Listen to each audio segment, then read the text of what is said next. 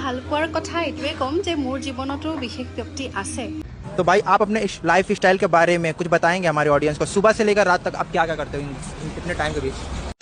তো কি খবৰ আপোনালোকৰ? তো আজি মই কথা পাতিব গৈ আছো অসমৰ মিউজিক ইণ্ডাষ্ট্ৰীৰ বিষয়ে। যিয়ে নেকি তোমালোকে জানা যে এইখন দেশত টেলেণ্ট এনেকে ওলাই যেনেকে স্কুল ছুটি দিলে ল'ৰা ছোৱালীবিলাক ওলাই। যদি আমি মিউজিক ইণ্ডাষ্ট্ৰীৰ কথা ক'ব যাওঁ তো এইখন দেশত প্ৰত্যেক দুঘৰেৰে এটা ৰেপাৰ জন্ম হয়। যিয়ে নেকি ডাঙৰ হৈ ৰেপাৰ বনে বা নবনে কিন্তু ট্ৰাইটো এবাৰ হ'লেও কৰে। আৰু সিহঁতৰ নামবিলাক এনেকুৱা খাতাৰনাক খুংখাৰ ন। নামকেইটা কোৱাৰ আগতে দীপলিনা বাৰ বয়ফ্ৰেণ্ড কোন হয় সেইটো শুনি লওঁ ৰ'বা। তো দীপলিনা বা আপুনি ভাল পোৱাৰ বিষয়ে কি ক'ব বিচাৰে এনে? ভাল পোৱাৰ কথা এইটোৱে ক'ম যে মোৰ জীৱনতো বিশেষ ব্যক্তি আছে। অসমৰ 50% সিংগল ল'ৰাৰ কাৰণে আপুনি ক্ৰাছ।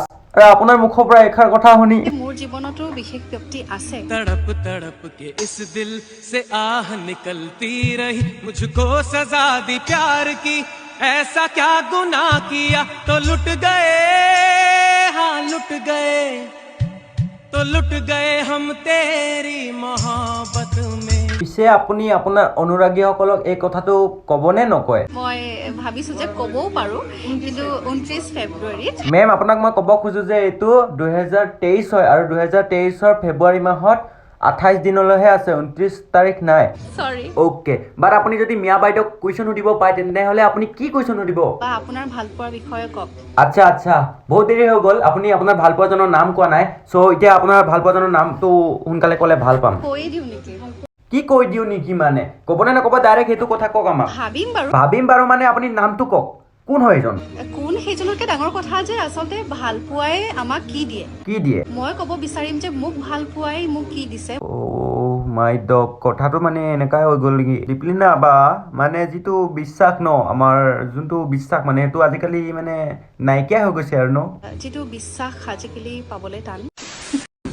अपन तो रैप करना स्टार्ट किया यार 2018 8 अगस्त का दिन से, जब MC स्टैन का पहला इंटरव्यू हुआ था। उस दिन से मैं उसको जानता, उससे एक्सपीरियंस लिया। তো বন্ধুসকল আপোনালোকে গম পাইছে যে এইজন হ'ল এজন ৰেপাৰ আৰু ইয়াৰ নাম হৈছে গিল্লু গেলছোডা। মই শুনা মতে গিল্লু গেলছোডাৰ ইনস্পিৰেশ্যন হৈছে MC स्टैन। तो भाई आप अपने लाइफ स्टाइल के बारे में कुछ बताएंगे हमारे ऑडियंस को, सुबह से लेकर रात तक आप क्या क्या करते हो इतने टाइम के बीच? নহয় মানে কেলা ৰেপাৰবোৰ মানে একটা বেলেগ দুনিয়া, একটা বেলেগ ব্ৰহ্মাণ্ডতে জি থাকে নেকি হা? হেতৰ মানে লাইফ ষ্টাইল বেলেগ, খোৱা বোৱা বেলেগ, থাকা কৰা বেলেগ, মানে আমাৰ লগত নিমিলেই মানে ব্ৰেইনচুট। मेरे को ऐसे तो रात को मैं लेट से सोता, लेकिन सुबह उड़ आता, कोई 9 साढ़े 9 बजे करीब मैं ब्रश करते हुए निकलता बाहर। অস্তিয়া যোগাৰ কৰিবলৈ কোনোবাই ইয়াৰ পৰা শিকক, দেখা নাই 20 টকীয়া চশমা, 30 টকীয়া মালা আৰু চুলিত 20 টকীয়া কালাৰ মেট লগাই গিল্লু গেলছোডাই ৰাতি হ'লে পোহৰ বিলায় চুলিখিনিৰ লগত। এহঁতৰ নিচিনা ৰেপাৰ হ'বলৈ আপোনালোকক একো কৰিব নালাগে, জাষ্ট এই 4টা মান নীতি নিয়ম শিকি ল'লেই হ'ল।